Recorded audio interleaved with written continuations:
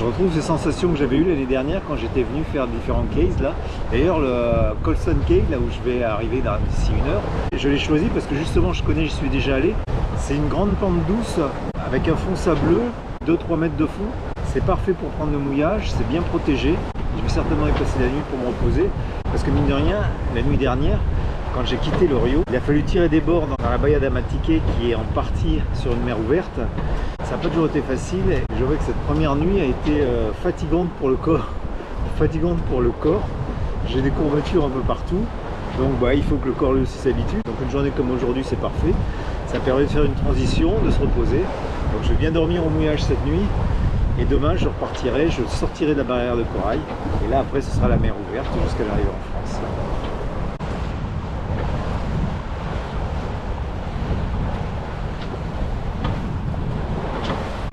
Alors, si vous regardez les lignes de vie, j'ai voulu innover.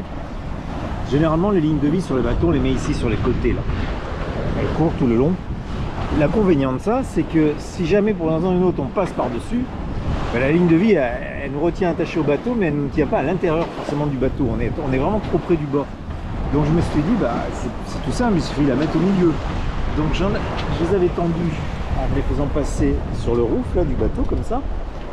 Mais en fait, alors je ne sais pas si qu'elles n'étaient pas assez tendues, mais pendant toute la nuit, elles se sont mis à battre avec le vent, à tel point qu'il a fallu qu'en pleine nuit, je vienne les attacher ici, de façon à ce qu'elles restent en tension et qu'elles arrêtent de cogner sur la coque. Ça faisait un vrai roulement de tambour en permanence, c'était infernal. Donc ça il va falloir améliorer le système. Je sais pas trop comment je vais faire, encore je vais y réfléchir quand je serai là-bas. Alors me voilà mouillé à Colson Cay avec une ancre. Alors j'ai mis une ancre Fortress avec du câbleau et il y a 10 mètres de chaîne. 10 mètres de chaîne que m'a donné un copain à Rio Dulce. Serge, je te remercie au passage. Le seul problème, c'est que j'ai pas du tout confiance dans le mouillage. J'ai essayé une première fois de me planter dans du clair, dans une tache claire que j'estimais être du sable. Et en fait, ça n'a pas tenu. Le bateau est parti. J'ai tout remonté. Alors remonter à la main, c'est pas une sinécure. J'ai réessayé une deuxième fois en le mettant dans du marron puisque le clair tenait pas. Faut croire que ça tient un peu mieux, mais j'ai pas vraiment confiance. Je vais plonger, je vais aller voir exactement comment c'est. Est-ce que ça dérape, est-ce que ça tient, est-ce que je sais pas. Pourtant les Fortress sont vraiment réputés pour tenir dans du sable et dans du mou justement. Là c'était peut-être un peu trop mou. J'en sais rien. Je vais pas perdre de temps, je vais aller voir où en est cette ancre. Je vais en profiter tant que je serai dans l'eau pour passer un petit coup sous la coque, enlever les quelques mollusques. J'appelle ça des chapeaux chinois, mais je connais pas le terme exact, qui sont collés à la coque. Il n'y en a pas beaucoup, la coque est propre et le bateau a bien avancé là-dedans. Et je vais passer un seau d'eau sur ce pont. Voilà, c'est une espèce de... C'est un mélange de... Ouais, c'est une vase, hein. C'est même pas vraiment du sable, non. C'est de la vase claire, je sais pas ce que... Avec quelques débris végétaux. C'est curieux. C'est même pas collant d'ailleurs.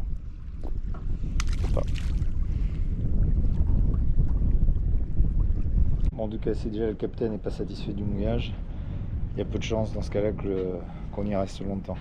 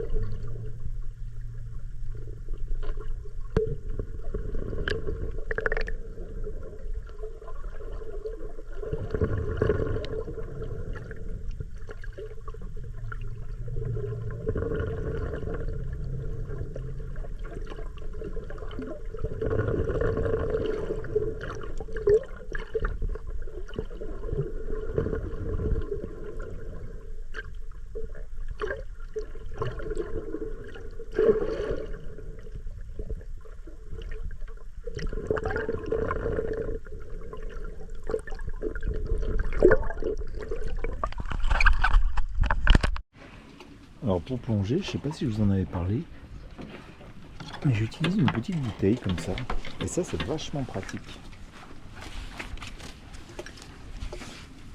Ça se gonfle avec des compresseurs pour les airguns, donc ça peut être fait à bord sans problème, à partir du 12 volts ou du 220 je crois. C'est un petit détendeur, tout ce qui est le plus classique. Bon, il n'y a plus d'air dedans, mais non, c'est vidé, ça y est.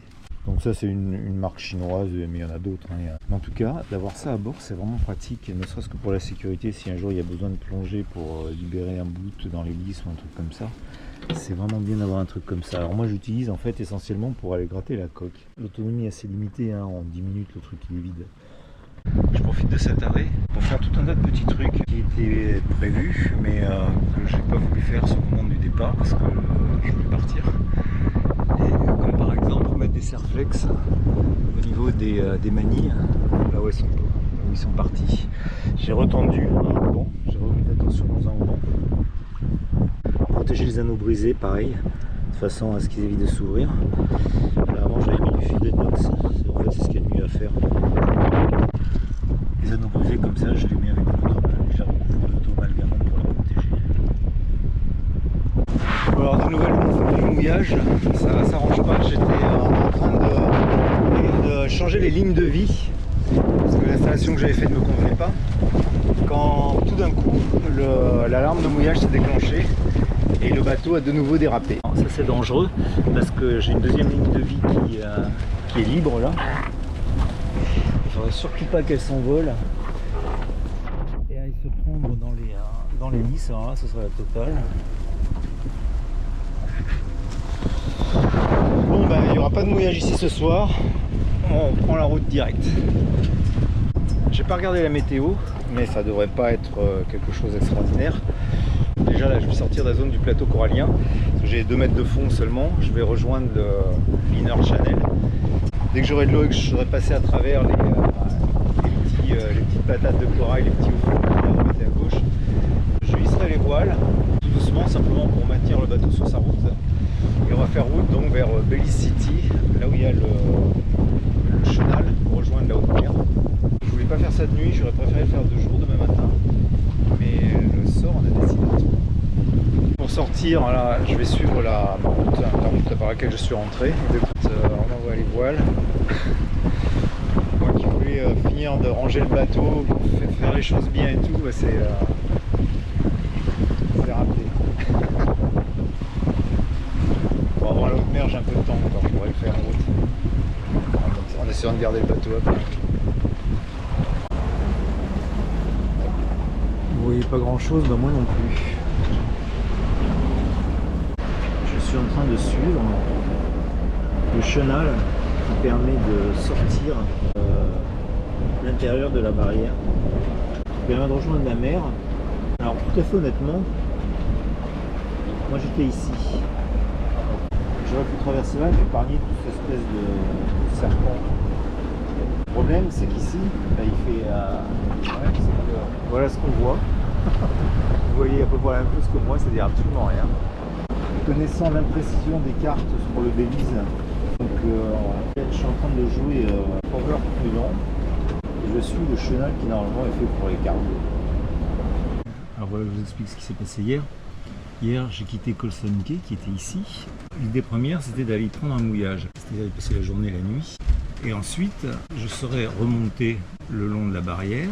Et là, pour rejoindre la mer ouverte, j'aurais traversé à cet endroit-là. Il y a toute une zone sondée au fond, mais sondée au fond à 3-4 mètres, pour rejoindre le chenal qui est ici. Et ensuite me retrouver en mer ouverte. Donc c'est pas ce qui s'est passé, puisque fin d'après-midi, le mouillage a dérapé. C'était la deuxième fois qu'il dérapait de la journée, donc il n'était pas question que je reste pour y passer la nuit. Ce que j'ai fait, j'ai remonté l'ancre et je me suis laissé dériver, poussé par le vent, pendant 1 heure à peu près, tout le long là. Et ensuite j'ai repris ma route. Mais comme il faisait nuit noire, j'avais pas très chaud pour couper à travers ce passage. Donc je me suis décidé à suivre le chenal qu'empruntent les cargos en fait. Après la journée que j'avais passée, j'étais extrêmement stressé. Donc tout ce trajet qui a duré à peu près 2 heures a été une petite épreuve. Et j'ai fini par arriver ici, dans la mer des Caraïbes. À cet endroit-là, on est protégé. Il y a un massif corallien qui est devant, donc il n'y a pas de grosse houle qui rentre. Je suis parti vers le nord. Il fait temps de rejoindre le passage entre Cuba et le Mexique. la première décision à prendre était de savoir si je passais à l'est ou à l'ouest du Banco Cochoro qui est là, en sachant que le vent hier était vraiment orienté à l'ouest et ça me faisait faire un prêt très serré. J'ai hésité dans un premier temps, ne sachant pas trop quoi faire, je me suis dit je vais aller jusqu'à ce point là et là je prendrai ma décision. Sur les prévisions à venir, le vent va tourner un peu plus à l'est, donc je me suis dit il vaut mieux serrer au maximum le prêt de façon à pouvoir passer à l'est du Banco Cochoro, parce que si je choisis la facilité d'abattre un petit peu, de prendre l'ouest, mais c'est après qu'il aurait fallu serrer le prêt. Et le vent qui venait comme ça, se serait orienté un peu plus vers l'est, là ça aurait été beaucoup plus difficile. Donc j'ai pris sur moi, j'ai fait un petit tronçon ici de près serré pour rejoindre ce point là, et là je viens d'abattre un peu, ce qui aura une navigation déjà beaucoup plus agréable et qui va me permettre enfin de pouvoir déjeuner.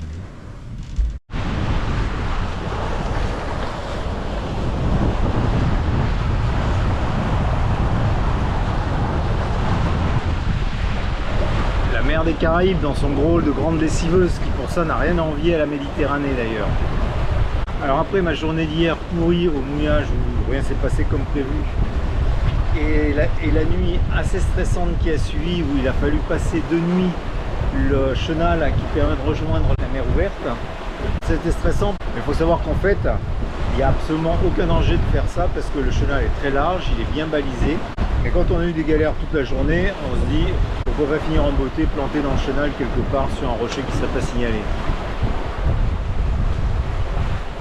Donc j'avance là, 6-7 nœuds, dans une mer qui est hachée. Toute la nuit, une partie de la matinée, je suis resté sous trinquette avec 2 rides dans la GV que j'ai fini par lâcher. Comme je viens d'abattre, là maintenant, le prêt est moins serré. J'avance à peu près à 60, 55, 60 degrés du vent. Donc on peut redonner de la puissance. Je suis en train de passer à l'est d'un massif corallien qui appartient, je crois, au Mexique d'ailleurs. Maintenant, je dois être au niveau de la latitude du Mexique. Et je me dirige sur un point qui est à mi-chemin entre Cuba et Cancun à peu près.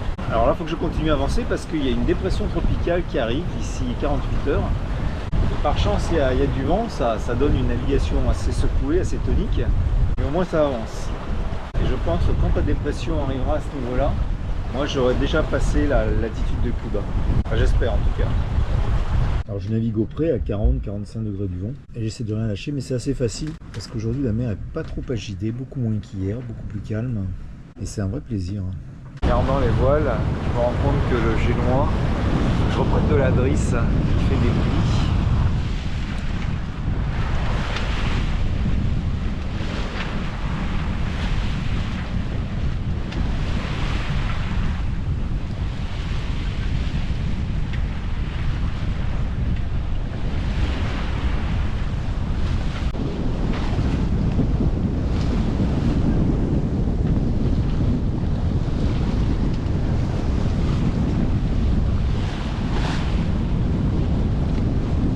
Se développe des nuages avec des grandes extensions verticales.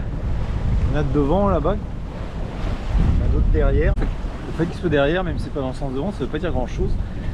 Parce que pour les nuages comme ça qui ont une grande extension verticale, le déplacement de ce genre de nuages n'est pas dû au vent de surface que moi je subis, il est dû au vent d'altitude. Alors il faut regarder sur la carte de vent d'altitude. Et le vent d'altitude souvent n'a strictement rien à voir avec le vent de surface. Je leur demande simplement de ne pas devenir des orages. C'est raisonnable comme requête. Plus de 7 nœuds dans 19 nœuds de vent à 43 degrés. Et bien ça veut dire que j'ai touché le courant. Je suis au large de l'île de Cozumel et c'est là que prend naissance en fait le Gulf Stream qui remonte ensuite dans le golfe du Mexique avant de passer entre Floride et Cuba et de remonter le long des côtes vers les côtes de la Caroline avant de traverser l'Atlantique. Ce qui, ça tombe bien, c'est ma route. Alors voilà la carte des courants, du Gulf Stream en particulier. Donc actuellement moi je me trouve par là, au large de Cozumel. Et je vise un point qui est à mi-chemin entre la côte de Cuba et Cancun qui est ici. L'idée c'est de profiter du courant montant. Actuellement j'estime à peu près un nœud, je ne peux pas savoir avec précision parce que de toute façon mon speedo ne marche pas. Donc je connais pas ma vitesse sur l'eau, je connais que ma vitesse par rapport au fond. Mais bon, vu les performances de Quetzal et au regard de la météo que j'ai actuellement, je pense que je navigue à un nœud à peu près au-dessus de ce que ça devrait être.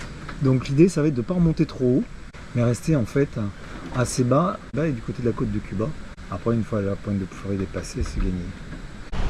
On arrive là à la fin de journée du troisième jour hein, et je suis exactement à la latitude de Cancun, au niveau de la zone hotelera de Cancun. Et j'ai donc Cancun au Mexique à ma gauche et à ma droite, ici, j'ai Cuba. Alors ça fait quand même quelque chose de passer entre les deux et de se dire qu'il y a peut-être un peu trop d'un côté et certainement pas assez de l'autre. Et à moi c'est une dimension plus personnelle parce que Cuba et le Mexique ont été les deux premiers pays d'Amérique latine que j'ai connus. Et c'est là où j'ai commencé à apprécier la chaleur de leurs habitants, la richesse de leur culture et de repenser à tout ce que j'y ai vécu ici dans cette région au cours des 25 dernières années. J'avoue que ça fait un petit quelque chose. Et ce soir, avec un peu de chance, on va avoir un beau coucher de soleil. L'air est transparent, il n'y a pas trop de brume.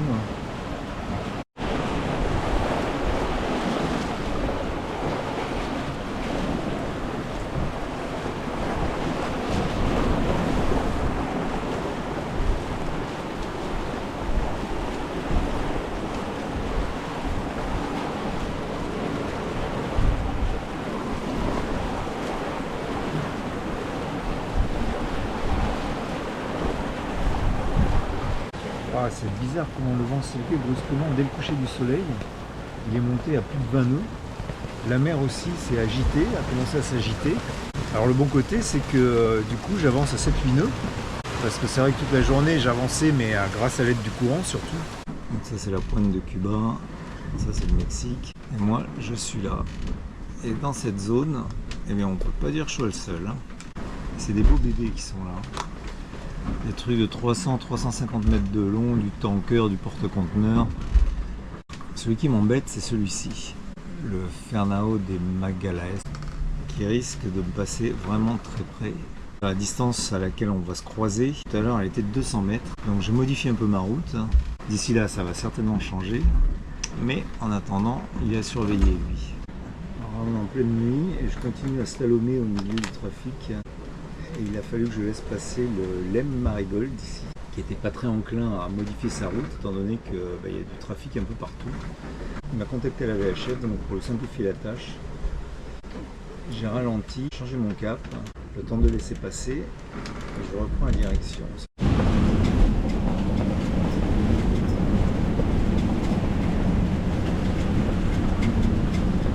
Alors là, je profite des grains. Font tourner le vent de façon à faire de l'est.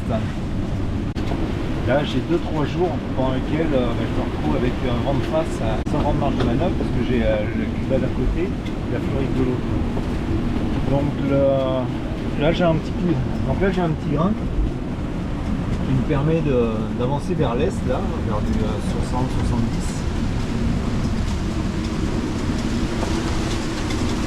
Et c'est toujours ça de prix.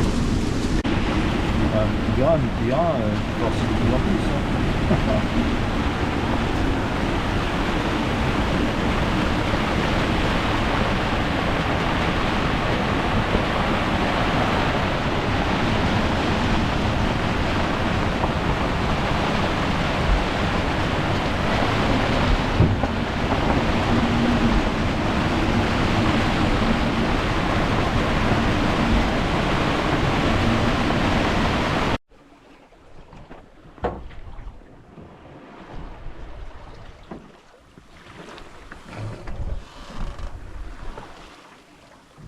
Alors ça tombe bien, je vais aller mettre en place la ligne de vie à bâbord que j'avais prévu de mettre lorsque j'étais au Belize, mais comme ça s'est produit au moment où l'ancre a décroché, du coup j'étais parti et je m'étais dit je ferai ça plus tard. Donc c'est l'occasion. Et le bruit de cloche que vous entendez, ça c'est l'alarme qui me dit que je suis plus sur mon cap. Et là, je viens de passer, je suis en train de faire demi-tour, là, je suis à 350. Bon,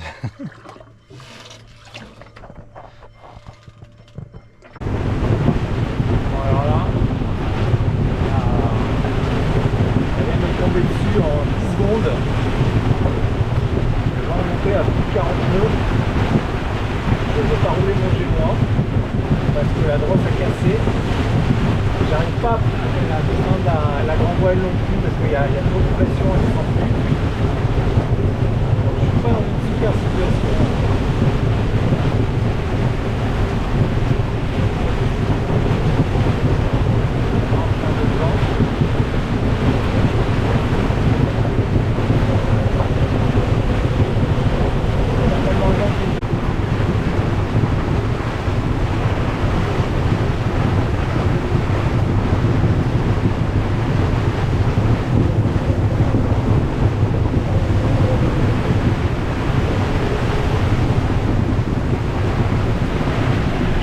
large honnêtement là.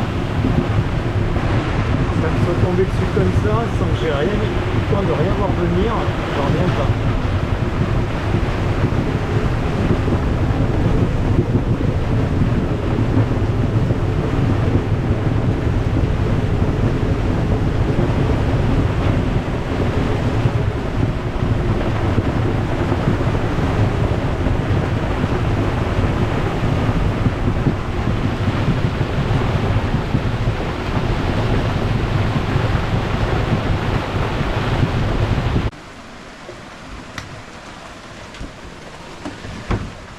Bon alors ma petite affaire là, elle est venue en 10 secondes, elle est repartie en 10 secondes.